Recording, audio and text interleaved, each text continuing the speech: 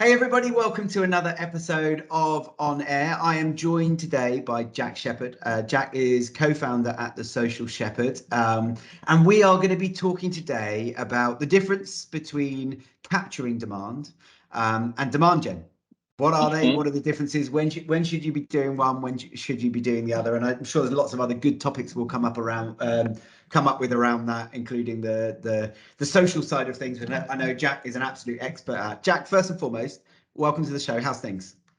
Perfect. Yeah, thank you very much for having us on. Yes, been a good morning so far. I'm looking forward to the conversation. Good, really good to have you on. Look, there will no doubt be some people listening, watching that know you already, but there'll also be people that don't. So we like to give our guests 2 minutes up front. So 2 minutes to cover who's Jack, who's the Social Shepherd, a little bit about yourself.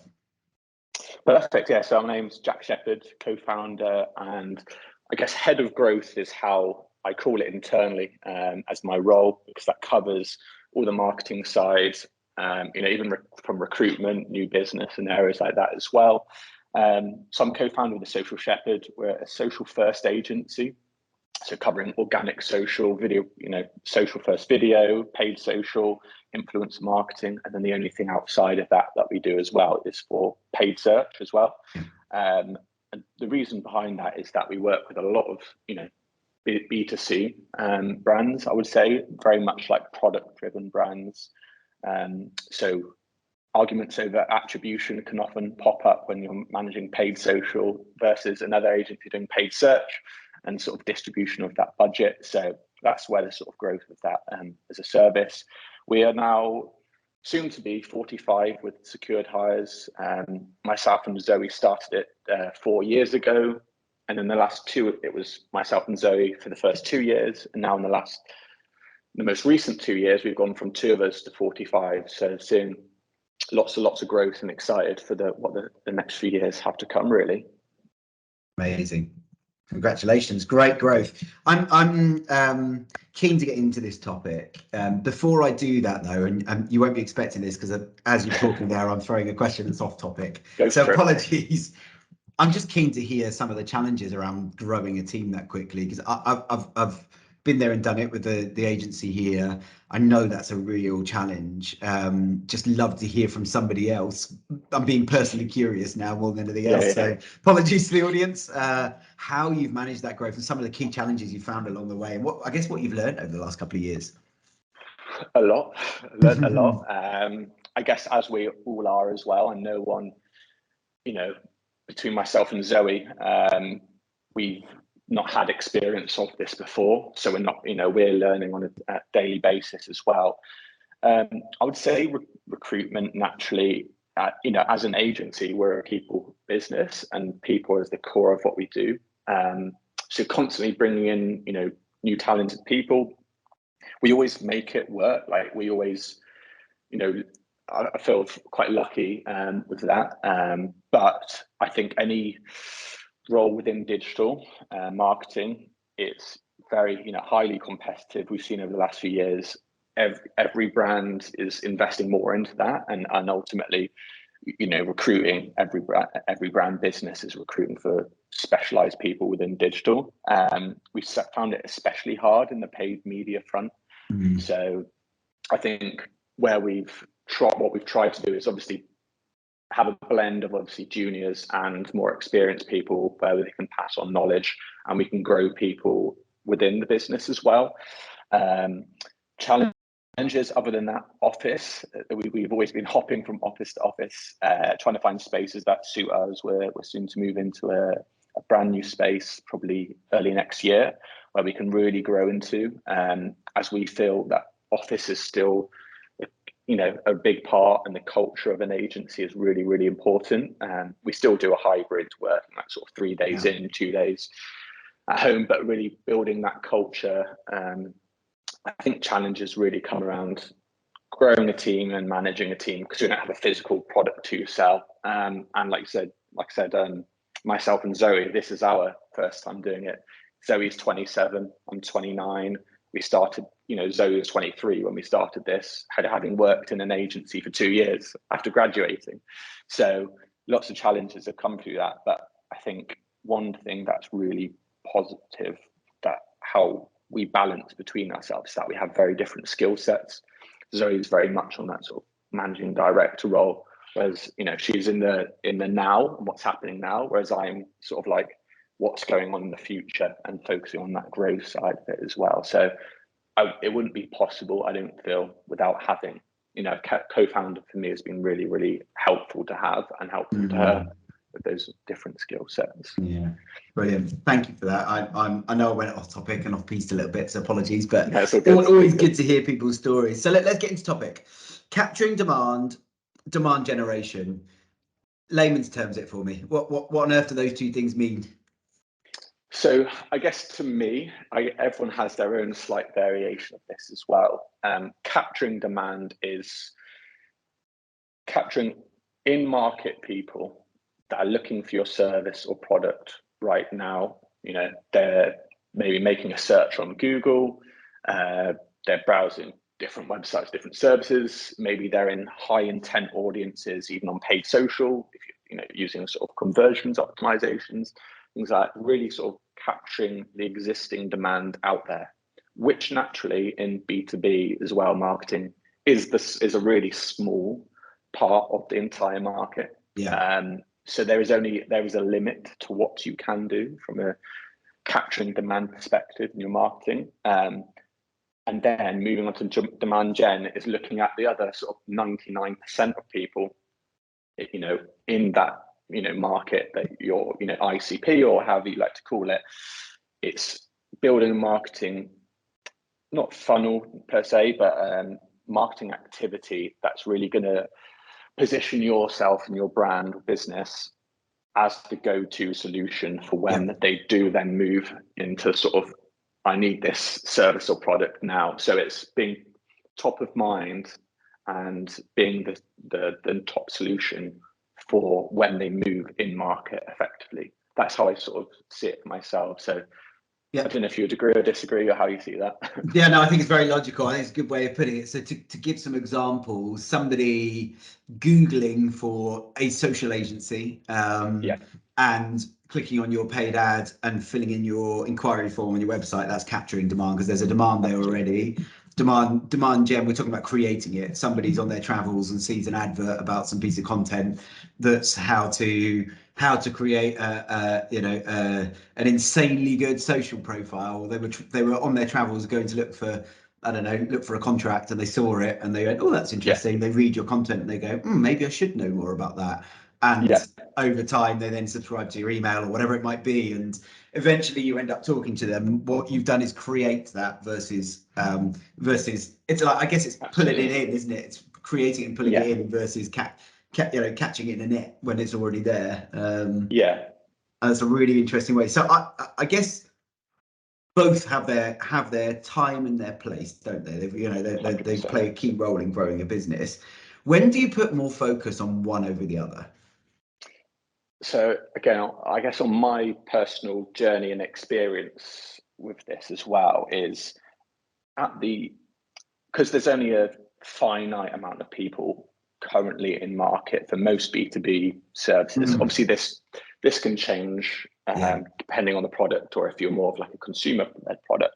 If we talk about B2B, my opinion is capturing that demand should be the initial priority of like go-to like marketing strategy, basically, as you know, you're launching in those early stages, because it's more instant, so you're not investing for something that could happen 2, 3, 4 months down the line.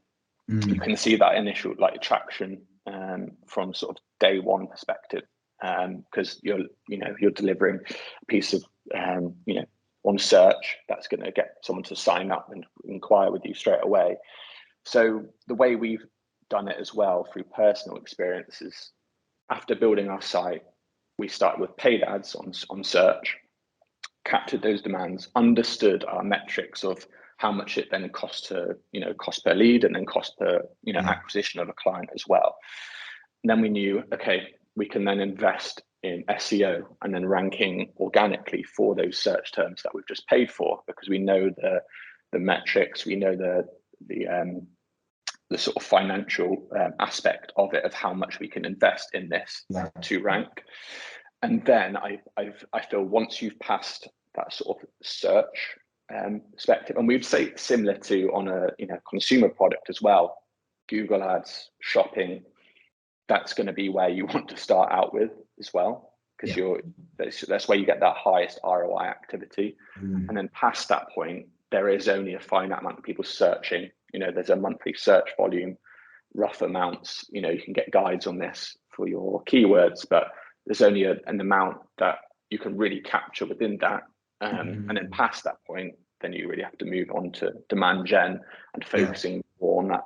There's content pieces, podcasts like this, shorter form video as well on LinkedIn, paid social, organic social. And it's not to say you should be forgetting about organic social and these other parts of it as well, because ultimately what we found is that, through ranking on search, we're now creating content and retargeting people. They're following us and seeing that. So it only increases our conversion rate of people that we found through search as well. So both very much work hand in hand, but where I'd be sort of prioritizing my budget is capturing demand first, and then reinvesting those profits, that revenue, into demand generation from there as well. What happens with the opportunities that come from catrion versus demand gen? In terms of behavior of those opportunities, do you see differences in trends, around people that have got some intent, they're ready now, or they think they're ready now at least, and they're proactively doing something, versus you creating it out of good content, good brand, being right place, right time, all that sort of stuff? Is there a difference in how those opportunities behave? This is where the pros versus cons get weighed up, and the pros then lean in the favor of demand gen, in my opinion, because if someone's making a Google search, it's they're probably clicking on a number of different listings, whether you're software, they're looking for different solutions, and they're going to get a demo request across 3-4 different solutions. Same for us as an agency. We're always pitching against other agencies that may have come from Google and found us that way.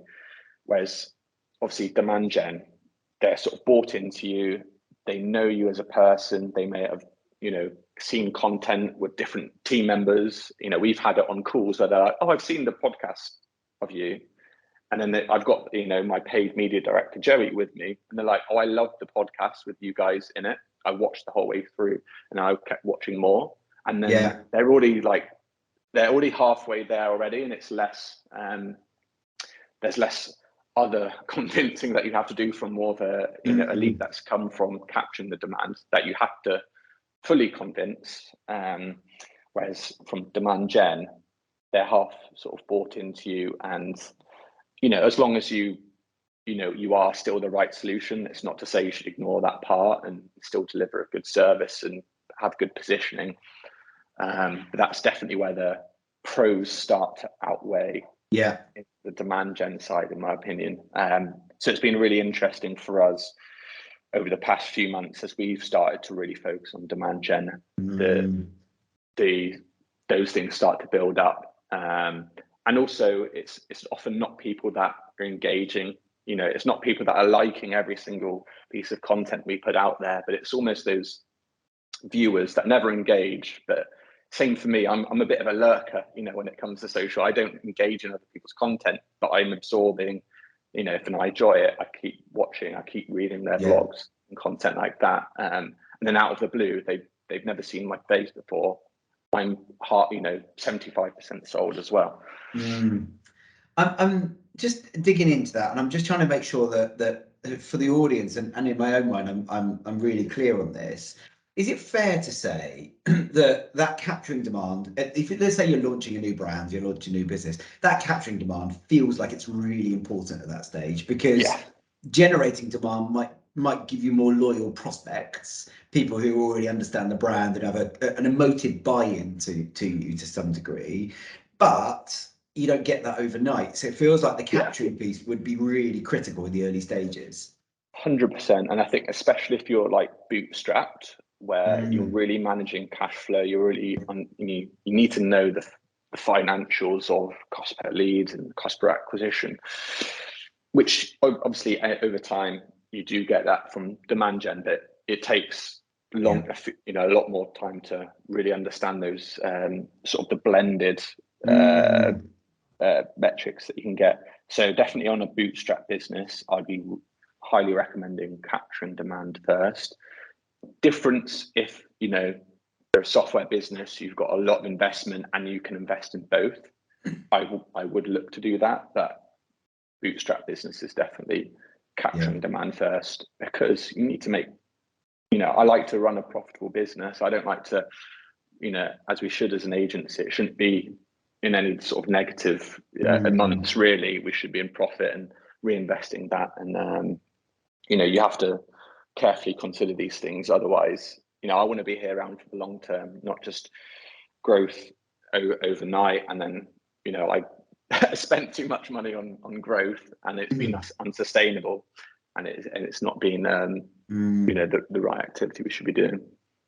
Yeah, makes sense. Feels a bit like, apologies, because everything turns into an analogy with me, but it feels a bit like, I'm imagining a race where you've got, I don't know, a cheetah and a train. The train takes a lot longer to get going. The cheetah's acceleration is incredible, and that's capturing. But eventually the train gets up to 90 miles an hour, and the cheetah's only stopping at 50 or 60 or whatever it is, and the train overtakes. And it feels like that's a good analogy around around business, that that capturing piece is critical in the early stages. It's going to get you to a certain point in the journey. But if you get to, I don't know, if your market budget allows you to spend 10k a month on PPC, and that captures 90-something% of the traffic that's Googling those search terms, if you haven't got any other relevant search terms, there's no point in spending 15 grand a month, because you're already capturing the market. So where do you go and spend that extra 5k, 10k, 20k a month that you've got? That's where the demand gen goes. And what you're saying is that the quality of opportunity, potentially, in your view, can be better from the demand gen piece. So you're almost graduating into earning the right to have that kind of opportunity. 100%. I literally just had that in my head as you were talking then, around the sort of quality of opportunity as well. But I mean, what we found as well, as we currently stand, we generate sort of 253 to 300 leads a month as a marketing agency, which is probably abnormally high for agencies. But with that, we get a lot of, leads that don't fit the client that we want to work with. If I had 300 great businesses all I want to work with, it would be, impossible to service that, do that.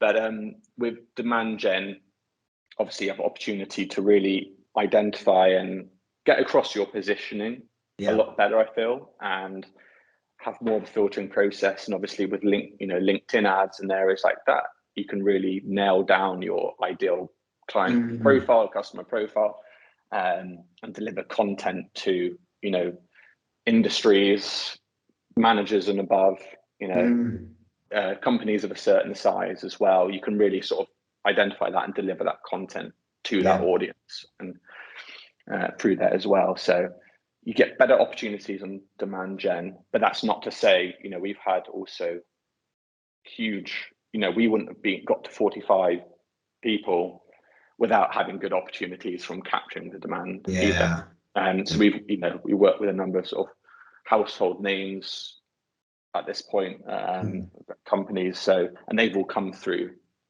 that capturing demand as well. So you still get those large opportunities from that.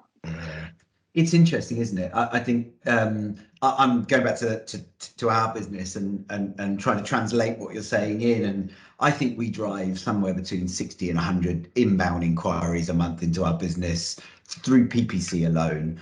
The quality of those opportunities is a variable. So month on month, it can be really good one month and a disaster the next month.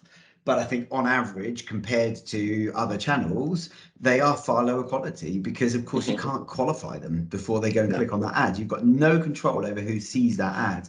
And social ads, are a bit better because of course you can profile to some degree, but ultimately you get people. We've had some great stuff for like lead gen and stuff like that in the early days of the business before you get into negative keywords and things like that. People looking for dog leads instead of sales leads, and all sorts. And I think that's the risk that you take when you go out and you capture en masse, is that of course you can't control the budget demands of the person that's coming in to talk to you. So if you charge £5 a month for something and they've got £200 a month budget, there's nothing stopping them click on that button and inquiring and using your sales team's time to find that out. Whereas with creating, I guess what you've got is more control and more scalability. 100% more scalability. Yeah, absolutely. So all of our inbound leads now come from organic search as well. Don't do any PPC at this point, just because we get too many leads almost to handle, which is a very fortunate place to be. But yeah, I think this is where I'm really focusing at the Social Shepherd now, is that demand gen piece, and got big plans that we're looking to really scale that out. So super excited. Yeah, interesting. How much does data play a role in understanding what's working and what's not? Because I guess, I talk to a lot of people who have got sizable marketing budgets. When you actually drill into, well, what does what and what performs well and what doesn't, you get fairly anecdotal responses en masse, I'd say. The average person knows a little bit, not a lot. What do you guys look for in that kind of data around performance marketing or demand gen, and how do you measure what works and what doesn't? I do think it's a tough question, because a journey, from first seeing a piece of content to maybe converting a number of months down later, they ultimately should be seeing you constantly, and they are going to have multiple touch points across that as well. For us, it's a real tough one, because I think it's those sort of like more human attribution that really gets me excited, and where I place a lot of value on as well. Yeah. Because ultimately, they might have clicked on one, viewed another, and then gone to search, and then Googled your brand name and bought that way as well. So there is obviously a piece you can do with it in platform attribution. There's obviously, with a shift of Google Analytics going to sort of towards a data-driven attribution model as well, is really exciting. And what we've seen so far with GA4 as well, that it's actually, we're seeing an increase in attribution towards social versus what it still is in universal analytics as well. Because, I think as a social agency as well, I guess, we know the importance of social, and it doesn't always get shown in a last click way within analytics at the moment, but excited to see how that progresses with data driven.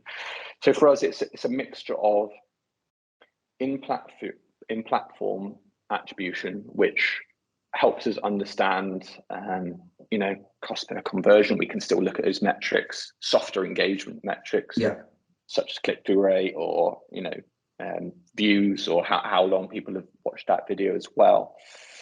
But we also look, and we say this as well for all of our performance marketing clients, on or our existing clients who are more e-com or direct consumer focused.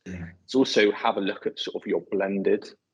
We have it's like blended ROAS is how we describe it. But I guess with B2B would be more blended attribution, looking at your total sort of paid media spend or marketing activity versus new opportunities. You can look at it from a top line view of how many leads that you've generated on a monthly basis, and then looking further down that to how many of those are actually quality leads, and then what's the opportunity of those leads as well, and then having your close rate of that as well. So, but I also believe, and I can't say I know, but I believe it's just I know it's the right thing to do. Good content, quality content distributed to target market is the right thing to do. And I strongly believe over the long term, with our activity that we're doing on more demand gen piece, we're going to see considerable growth from that as well. And you just can't always attribute it, because we've also had leads where they've gone, oh, so and so recommended me, and then they've said the name out loud, and I've never heard of that name in my life, but they must have seen that, they really get finding us through that content piece, and then through recommending, and that dark social that some people maybe referring it to, word of mouth that also happens. Word of mouth doesn't have to happen from your existing customers. It can happen from your followers, who then have a colleague or a friend in a different business that then is in market, and they're saying the Social Shepherd are the right solution as well. Yeah, that makes sense. And I'm keen to just I guess unpick anything around what's working really well in that demand gen space for you right now. I get the feeling you're going to say social, so maybe this is a chance to talk a little bit about what's working well on social right now, what you're seeing from a trends perspective, what isn't working as well as maybe it used to, just as people think about what they're doing in their own marketing strategies right now. We're keen to get some of your expertise and your current experience out of your head. Yeah, absolutely. So from like a short form video piece, we all know TikTok's the winner there, and Instagram, Facebook, they've both got reels. To me, Instagram's really becoming like a copycat. It's becoming a copycat platform. Even the rise of like Be Real as a social platform.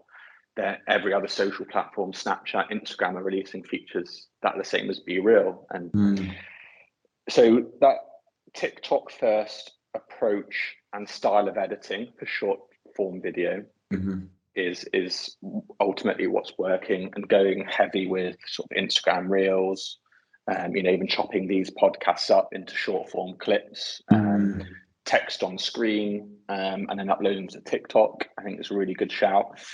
From then, also, you can't rely solely on that.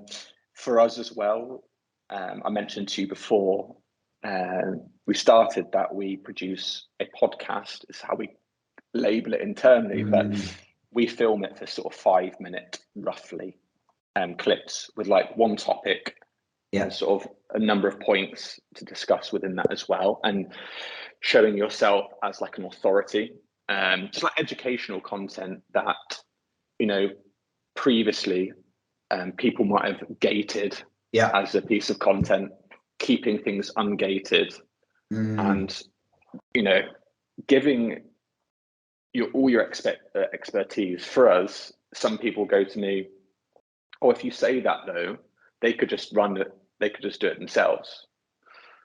Go ahead. There's always going to be people that are going to do that in the sort of marketing services, that brand, but they might use it for themselves, and then know someone else that is in market and will tell them, actually, you should use Social Shepherd.